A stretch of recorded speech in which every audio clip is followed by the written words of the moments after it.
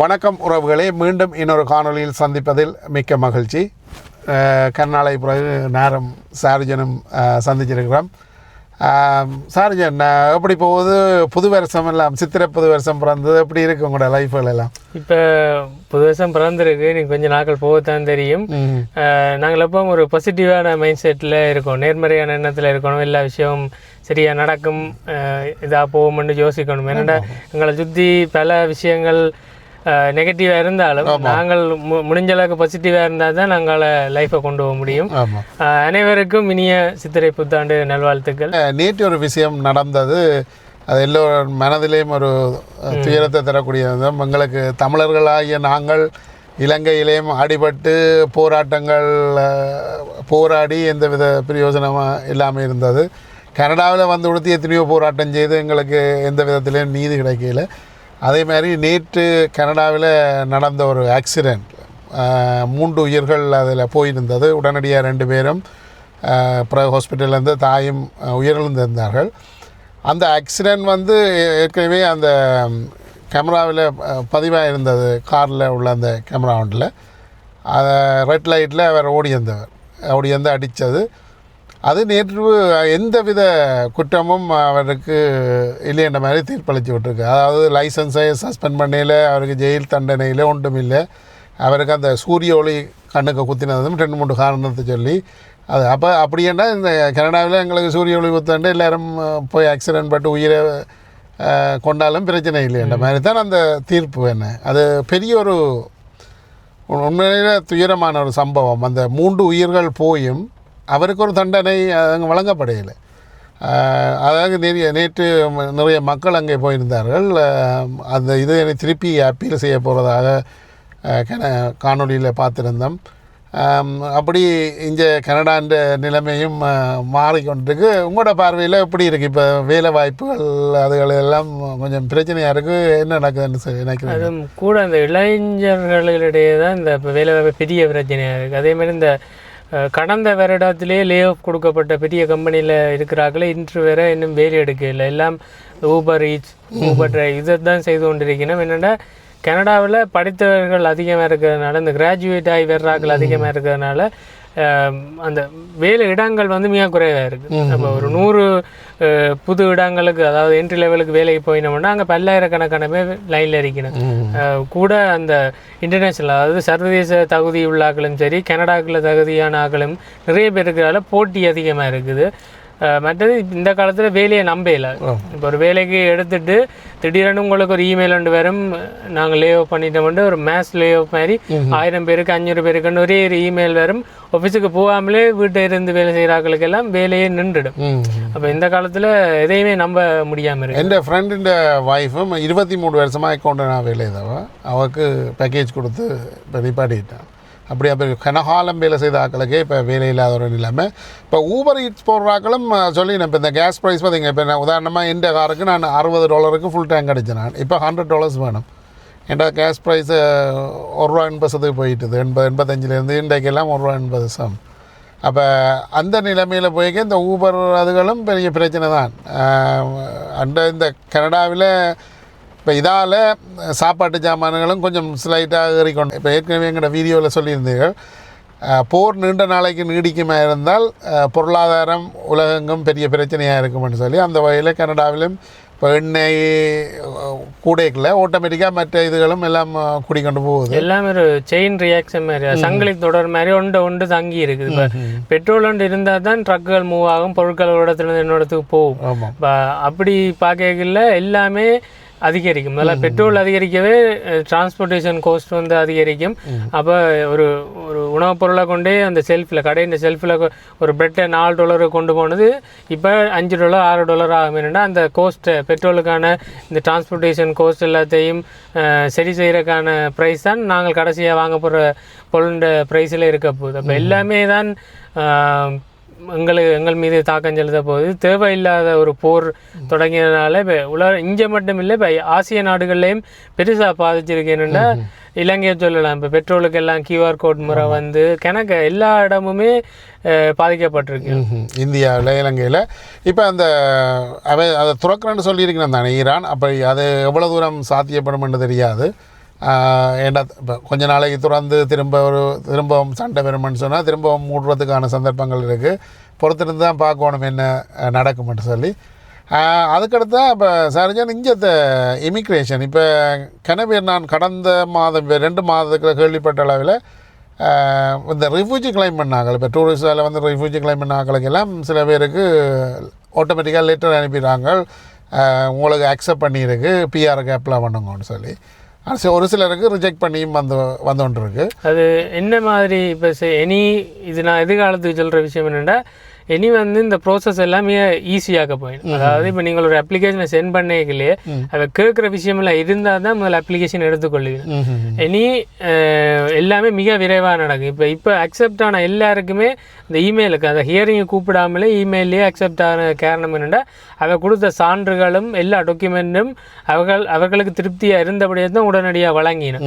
சில இடங்களில் சில டாக்குமெண்ட் கொடுக்குறக்கு லேட் ஆனதும், அதாவது அந்த கேஸ் வந்து ஸ்ட்ராங்காக இல்லாதனாலே தான் ரிஜெக்ட் ஆகுது. மற்ற இடத்துல எனக்கு தெரிஞ்சு கணவருக்கு அக்செப்ட் ஆகிருக்கு என்னென்னா, அந்த அவனுக்கு வழங்குற ஆதாரங்களும் உடனே அந்த ஆதாரங்களை வழங்குறது தான் ஸ்பீடப் ஆகுது. இனியும் எதிர்காலத்தில் ஸ்பீடாக அக்செப்ட் ஆகும், அதே நேரத்தில் ஸ்பீடாக ரிஜெக்ட் ஆகும் வாய்ப்புகள் அதிகமாக. அதாவது இப்போ இந்த ஸ்டூடெண்ட் இதுகளெல்லாம் குறைச்சதால் இப்போ இந்த காலேஜுகள் ஹம்ப காலேஜும் இப்போ அறிவிச்சிருக்கு தங்களோட இந்த ஆக்களை ஸ்டாஃப்களை நிப்பாட்ட போகிறேன்னு சொல்லி. ஏற்கனவே 51 பேரை நிப்பாட்டினவே இன்னும் ஆக்களை நிப்பாட்ட போகிறேன்னு அது இன்னொரு பக்கத்தால் போய்கொண்டிருக்கு. இப்போ கனடாண்ட வருங்கால நிலைமை என்னவாக இருக்குமென்னு நினைக்கிறீங்க? கனடா வந்து இப்போ கனடா வந்து எதிர்பார்க்கல இப்படி அமெரிக்காவால் ஒரு அழுத்தம் பெறுமென்று எதிர்பார்க்கல. மற்றது கனடா அமெரிக்காவை தங்கி இருந்தது பெரிய பிரச்சனை. இப்போ அதுலேருந்து தெளிஞ்சிட்டு விஷயம் விளங்கிட்டு தங்கி நிற்காமல் நாங்கள் வேறு ட்ரேட் பார்ட்னரை கண்டுபிடிக்கணும்னு சொல்லி இப்போ சீனாவோட போட்ட ஒப்பந்தமாக இருக்கட்டும் சரி, வேறு நாடுகளோட போட்ட ஒப்பந்தங்கள் வந்து உடனடியாக எங்களுக்கு இப்போ ஒரு பயணத்திராட்டிலும் ஒரு 2 வருஷம் 3 வருஷத்துக்குள்ளே எங்களுக்கு திருப்ப பயன் அளிக்கக்கூடிய விடயங்களாக இருக்கும். ஆனால் கனடா என்னென்னா இது மாதிரி தான் ஸ்லோவாக தான் இந்த எக்கனாமி போகுமே தவிர ஒரு அதிரடியாக நிறைய வேலை வாய்ப்புகள் உருவாகி நிறைய பொருளாதாரம் வர்றதுக்கு வாய்ப்புகள் குறைவாக தான் இருக்குது. இப்போ கனடா இருக்கிற நிலைமை பார்த்தா ஒரு ரிசெஷன் சொல்லக்கூடிய பொருளாதார மந்த நிலைக்கு தான் இருக்குது. ஆனால் அதை வெளிப்படையாக எந்த ஒரு அமைப்போ அதை வெளிப்படையாக சொல்லல. அரசாங்கமோ பேங்க் ஆஃப் கனடாவோ நாங்கள் ஒரு பொருளாதார மந்த நிலைக்கு இருக்கோம்ன்றதை பெருசாக சொல்லல. ஆனால் இது காலத்துக்கு பார்த்தோம்னா மக்களுக்கு தான் மிகப்பெரிய ஒரு அழுத்தமாக இருக்க போது. என்னென்னா ஒரு வருடங்களுக்கு வித்தியாசம் தெரியும். 2022, 23, 24, 25, 26 எல்லாமே ஒரே மாதிரி போகிற மாதிரி இருக்குது. ஒரு மாற்றம் இருக்கிற மாதிரி மக்களுக்கு உணர முடியாது. ஆமாம், க்ரியேட் பண்ணால் தான் இந்த வேலை இல்லாத தன்மைகள் வேலை தான் கவர்மெண்ட்டுக்குன்னு டெக்ஸ்களால் காசு வரும். மற்றது இப்போ பார்க்க போனால் இப்போ எஜுகேஷன் பாருங்கள். இப்போ ஃபோர்ட் வந்து அந்த கிராண்டை வந்து 15% ஆக்கியிருக்கிறேன். அப்போ இந்த ஒரு நாட்டின் மிக முக்கியமான அந்த எஜுகேஷன் இது கட் பண்ணப்படுறதால இந்த நாட்டில் வாழ்கிற இனி வருங்காலங்களில் வர இந்த பிள்ளைகள் வந்து படிப்பு குறைவாக போகுது. அவங்க நிலைமை இனி பிறகு வருங்காலத்தில் வந்து ட்ரக்ஸுகள், அது அடிபாடுகள், களவுகள்னு சொல்லி கூடுறதுக்கான சந்தர்ப்பம் இருக்குது.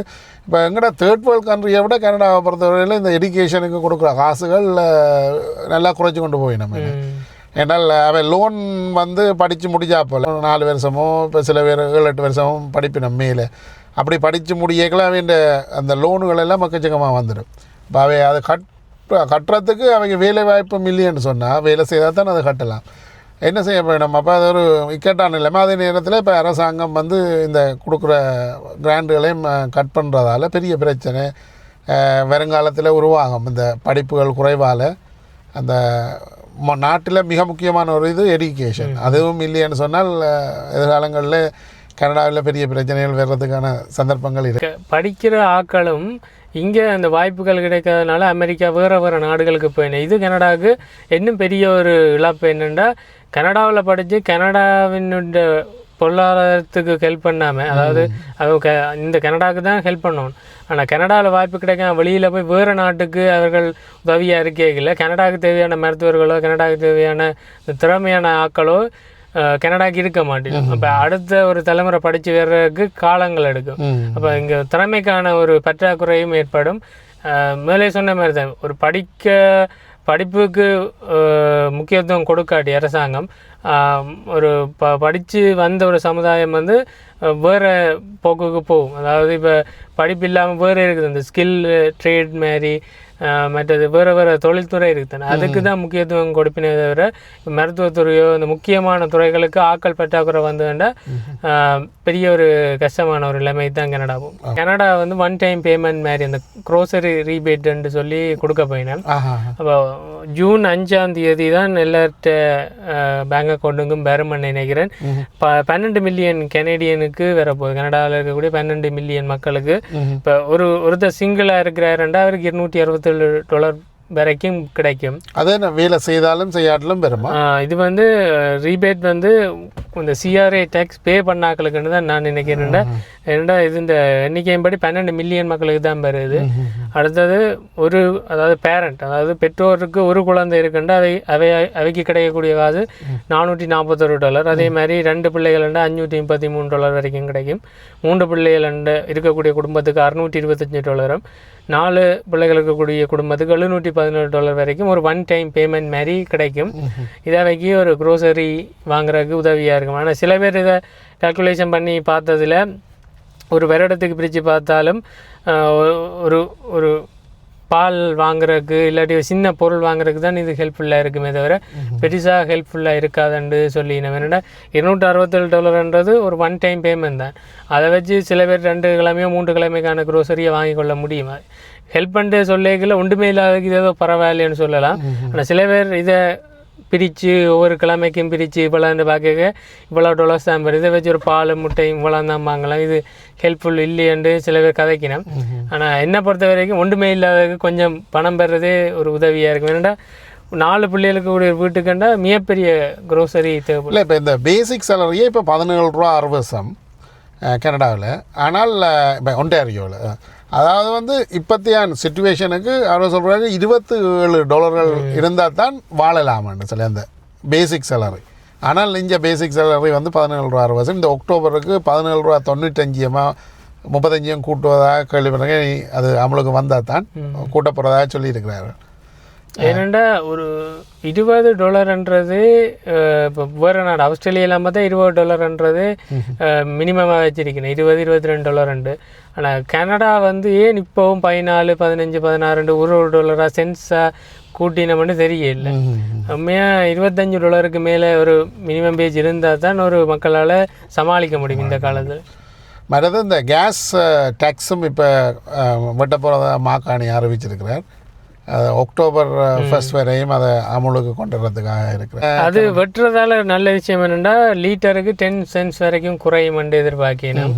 அப்போ அதுவும் ஒரு பயனுள்ள விஷயம் தான். மற்ற இன்னொரு விஷயம், இப்போ டக் ஃபோர்ட் ஒரு ப்ரைவேட் ஜெட் ஒன்று வண்டி இருக்கிற $21 மில்லியன் மக்கள்கிட்ட, அதாவது ஒன்டேரியோ மக்கள்கிட்ட டேக்ஸ் பணத்தில் வேணும். அப்போ இது ஒரு பெரிய பேசுபாடு பொருளாக இருக்குது. எப்படி மக்கள்கிட்ட பணத்தில் எவ்வளோ வாங்கலாம் அப்படின்னு. இல்லாட்டி இதையே ஓசாப்புக்கு $21 மில்லியன் அனுப்பினா எத்தனை பிள்ளைகள் படிக்கலாம் இல்லை?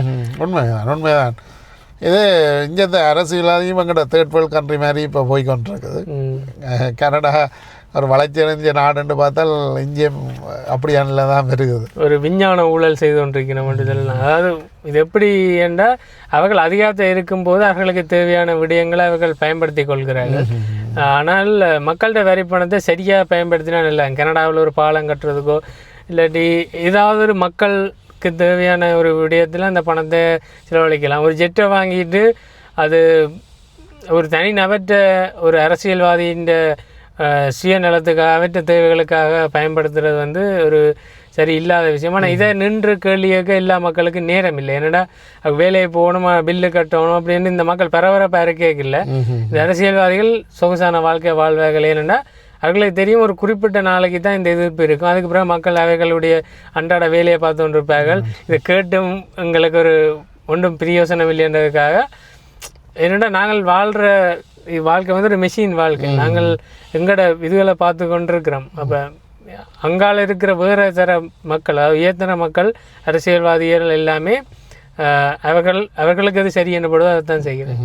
சரி சாரிஜன், வேறு என்ன, நாங்கள் மீண்டும் இன்னொரு காணொலியில் சந்திப்போம். மறந்து போயங்கோ சப்ஸ்கிரைப் பண்ணுங்க. ஏன் அந்த சப்ஸ்கிரைப் செய்யணும்னு சொன்னால் இப்போ யூடியூப் வந்து எல்லா இடத்துக்கும் எங்களோட சேனலை விடாது. அப்போ நீங்கள் சப்ஸ்கிரைப் பண்ணி வச்சுருந்தால் அந்த ஆக்களுக்கு போய் சேரும் எங்களோட வீடியோ வரையக்கலாம். அதுக்காக தான் அந்த சப்ஸ்கிரைப் பண்ண சொல்லி கேட்குறது. அதனுடைய சப்ஸ்கிரைப் பண்ணுங்க இந்த சேனல் கனடா அண்ணா விலாக் சாரிஜன் வியூ. சப்ஸ்கிரைப் பண்ணுங்க, ஷேர் பண்ணுங்க. மீண்டும் இன்னொரு காலில் சந்திப்போம். நன்றி, வணக்கம். வணக்கம்.